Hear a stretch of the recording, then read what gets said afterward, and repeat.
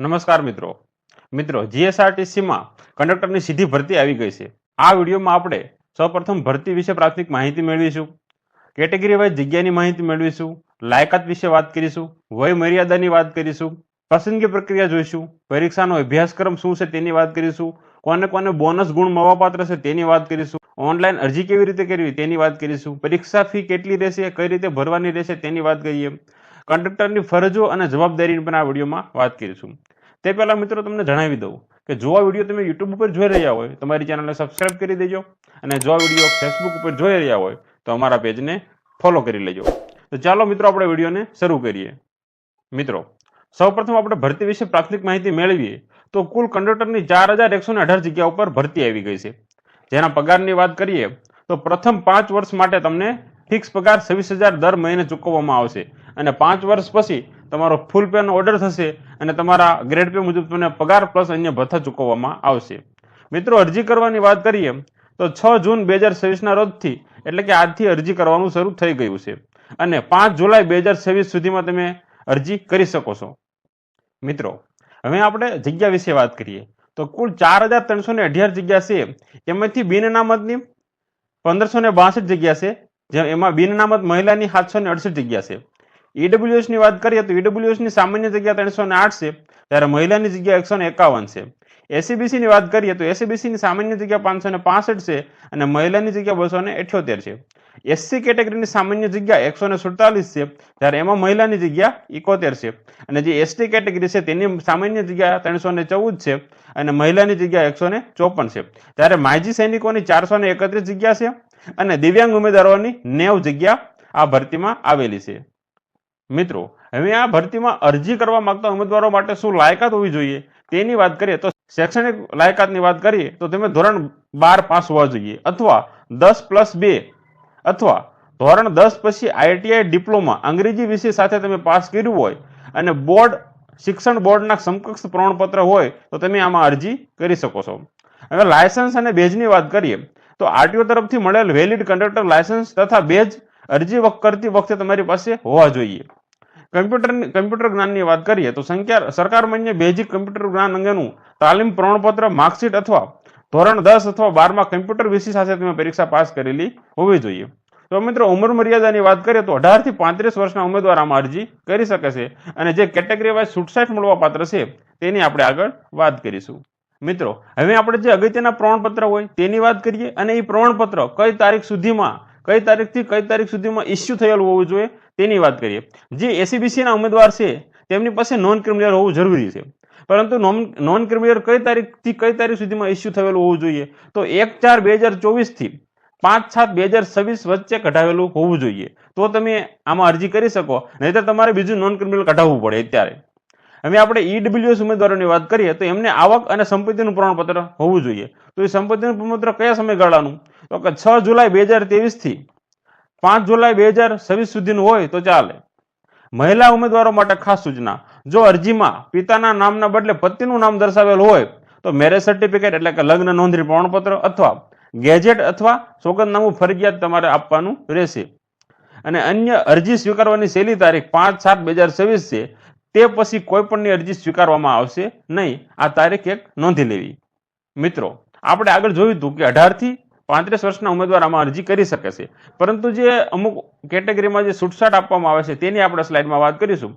તો આપણે બિન અનામતની વાત કરીએ તો પુરુષ 35 વર્ષ સુધી અરજી કરી શકે અને મહિલા 40 વર્ષ સુધી અરજી કરી શકે છે। હવે જો આપણે અનામતની વાત કરીએ તો પુરુષ 40 વર્ષ સુધી અરજી કરી શકે અને મહિલા 45 વર્ષ સુધી અરજી કરી શકે છે। આપણે માજી સૈનિકની વાત કરીએ તો માજી સૈનિક પણ 45, પુરુષ 45 અને મહિલા પણ 45 વર્ષ સુધી અરજી કરી શકે છે, અને જે દિવ્યાંગ ભાઈઓ બહેનો હોય તેમાં પુરુષ 45 વર્ષ સુધી અને મહિલા પણ 45 વર્ષ સુધી અરજી કરી શકે છે। અહીંયા એક નોંધ આપેલી છે તેની ચર્ચા કરી લઈએ તો કે તમામ છૂટછાટ ઉમેર્યા પછી પણ કોઈ પણ સંજોગોમાં મહત્તમ ઉંમર 45 વર્ષથી વધુ ન થવી જોઈએ, એટલે કે અરજી અને આ ઉંમર છે તે અરજી કરવાની છેલ્લી તારીખે ગણાશે। મિત્રો હવે જોઈ લઈએ પસંદગી પ્રક્રિયા। આ ભરતીની અંદર પસંદગી પ્રક્રિયા શું રહેશે તો કે સૌપ્રથમ OMR પદ્ધતિથી 100 ગુણનું એક પેપર લેવામાં આવશે, અને આમાં કોઈ લઘુત્તમ માર્ક નથી। ઘણી બધી પરીક્ષામાં 40% લઘુત્તમ માર્ક્સ હોય છે, પણ આમાં લઘુત્તમ માર્ક્સ નથી। OMR પદ્ધતિના આધારે એક મેરિટ તૈયાર કરવામાં આવશે, જે મેરિટ 100 ગુણમાંથી બનાવવામાં આવશે। જે કુલ જગ્યા છે તેના 1.5 ગણા ડોક્યુમેન્ટ વેરિફિકેશન માટે એટલે કે દસ્તાવેજ ચકાસણી માટે બોલાવવામાં આવશે અને એમાંથી જે પ્રોવિઝનલ પસંદગી થશે એટલે કે ડોક્યુમેન્ટ વેરિફિકેશન થઈ જાય પછી એક ફાઇનલ નિમણૂક આપવામાં આવશે, ફાઇનલ મેરિટ આપવામાં આવશે અને એના આધારે તમને નોકરી આપવામાં આવશે. મિત્રો હવે આપણે પરીક્ષાના અભ્યાસક્રમની વાત કરીએ તો 20 ગણનું સામાન્ય જ્ઞાન પૂછાશે, જેની અંદર ઇતિહાસ, ભૂગોળ અને વર્તમાન બનાવવો હશે. અન્ય 20 ગુણનું કમ્પ્યુટરની પાયાની જાણકારી હશે. 10 ગુણ રોડ સેફ્ટીના હશે, 10 ગુણ ગુજરાતી વ્યાકરણના હશે, 10 ગુણ અંગ્રેજી વ્યાકરણના હશે, 10 ગુણનું ક્વોન્ટિટિવ એપ્ટિટ્યુડ અને રીઝનિંગ પૂછાશે, 10 ગુણ નિગમને લગતી માહિતી, ટિકિટ ભાડાના પ્રશ્નો એટલે કે જીએસઆરટીસી નિગમ છે તેના પ્રશ્ન, ટિકિટ ભાડાના પ્રશ્નો પૂછાશે અને 10 ગુણ મોટર વ્હીકલ એક્ટ, પ્રાથમિક સારવાર અને તમારી ફરજોના પૂછાશે. મિત્રો હવે આ ભરતી અંતર્ગત એક ખાસ જોગવાઈ છે અને જે બોનસ ગુણ આપવામાં આવે છે તેની વાત કરીએ તો જે વિધવા મહિલા હોય તેમને પરીક્ષામાં કુલ ગુણ મેળવે એના 5% બોનસ ગુણ આપવામાં આવશે, પણ એ તમારા પ્રમાણપત્ર અને એફિડેવિટની જરૂર રહેશે. જે રમતવીર ઉમેદવારો એટલે કે સ્પોર્ટના જે ઉમેદવારો હોય તેમને OMRના 5% બોનસ ગુણ એટલે કે જે OMR પદ્ધતિમાં જે માર્ક મેળવે તેમને પણ એના 5% ગુણ આપવામાં આવશે. પરંતુ તમે રમતવીર કઈ કક્ષાના હોવા જોઈએ તો કે રાષ્ટ્રીય, આંતરરાષ્ટ્રીય અથવા યુનિવર્સિટી કક્ષાના હોવા જોઈએ. જે માજી સૈનિકો હશે તેમને તેમની ઉંમર બજાવેલા સમયગાળો હોય છે એમનો જે એમને નોકરી કરી હોય એ ઉંમરમાંથી બાદ કરવામાં આવશે. ઉપરાંત 3 વર્ષની છૂટછાટ આપવામાં આવશે, પરંતુ 45 વર્ષથી વધુ તો નહીં જ, વધુમાં વધુ 45 વર્ષ સુધીની છૂટછાટ મળી શકે.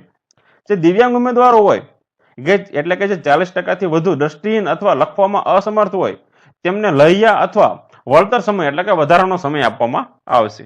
મિત્રો હવે જોઈએ કે આ ભરતી માટે અરજી કેવી રીતે કરવી. તો અરજી કરવા માટે તમારે ઓજસની જે ojas.gujarat.government.in વેબસાઇટ છે તે વેબસાઇટ ઉપર જવાનું રહેશે. તેની અંદર એપ્લાય ઓનલાઈનમાં કંડક્ટર સિલેક્ટ કરવાનું અને તેમાં બધી વિગતો ભરવાની. બધી વિગતો ભરી અને ફોટો અને સિગ્નેચર અપલોડ કરી દેવાનો અને અપલોડ કરી દીધા પછી તમારી અરજીને કન્ફર્મ કરી દેવાની. અરજી કન્ફર્મ કરવી ફરજિયાત છે. કન્ફર્મ કર્યા પછી એક તમને કન્ફર્મેશન નંબર મળશે, એ નંબરને સાચવી લેવાનો અને અરજી કન્ફર્મ થઈ ગયા પછી તમારે કન્ફર્મેશનનો ઉપયોગ કરી કન્ફર્મેશન નંબરનો ઉપયોગ કરી તમારે જો ફી ભરવાની થતી હોય તો ફીની પેમેન્ટ કરી દેવી અને અરજીની પ્રિન્ટ અને ફીની પ્રિન્ટ પણ મેળવી લેવી. મિત્રો હવે આ ભરતીમાં ફીના માળખાની અને કયા કયા કારણોસર તમારી અરજી રદ થઈ શકે છે તેની ચર્ચા કરીશું. બિન અનામત વર્ગ છે તેમને ₹300 પ્લસ GST અરજી ફી તરીકે ચૂકવવાની રહેશે. જ્યારે અનામત વર્ગ છે, મહિલા, માજી સૈનિક અને દિવ્યાંગ ઉમેદવારો છે તેમને ₹200 પ્લસ GST ચૂકવવાની રહેશે અને ફી તમારે ફરજિયાત ઓનલાઈન જ ચૂકવવાની રહેશે. તમે ફી એટલે કે ફી ભરવાની છેલ્લી તારીખ 7 જુલાઈ 2026 છે, તે પહેલા તમારે ફી ભરી દેવાની રહેશે, પછી તમારી ફી ભરાશે નહીં. હવે જોઈએ કે કયા કયા કારણોસર તમારી અરજી રદ થઈ શકે છે. તો મિત્રો તમે એકથી વધુ ફોર્મ ભર્યું હોય તો જે તમે સહેલું ફોર્મ ભર્યું હોય એ જ માન્ય ગણાશે, આગળના બધા ફોર્મ રદ થશે. લાયસન્સ, બેજ અથવા પ્રમાણપત્રની તારીખ વેલિડ ન હોય તો પણ તમારી અરજી રદ થઈ શકે. ફોટો, સહી અસ્પષ્ટ હોય અથવા જેન્ડર મુજબ ના હોય તો પણ તમારી અરજી રદ થઈ શકે. ધોરણ 10 અને 12ની માર્કશીટ મુજબ નામ કે જન્મ તારીખમાં ભૂલ હોય તો પણ તમારી અરજી રદ થઈ શકે છે. એટલે આ 4 બાબતોની ખાસ ધ્યાન રાખવી જેથી તમારી અરજી રદ ના થાય. મિત્રો હવે આપણે કંડક્ટરની ફરજો અને જવાબદારીની વાત કરી લઈએ. તો કંડક્ટરની વહીવટી જવાબદારી કઈ તો કે ATM મશીનથી ટિકિટ આપવી, રિઝર્વેશન ચકાસવું અને બસ સ્ટેશને કેસ જમા કરાવવી.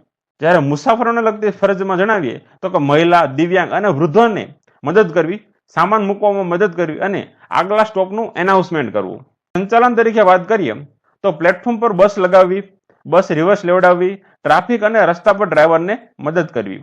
અને કટોકટીની વાત કરીએ તો અકસ્માત કે બ્રેકડાઉન સમયે ડેપોને જાણ, પ્રાથમિક સારવાર અને મુસાફરોની સુરક્ષા કરવી.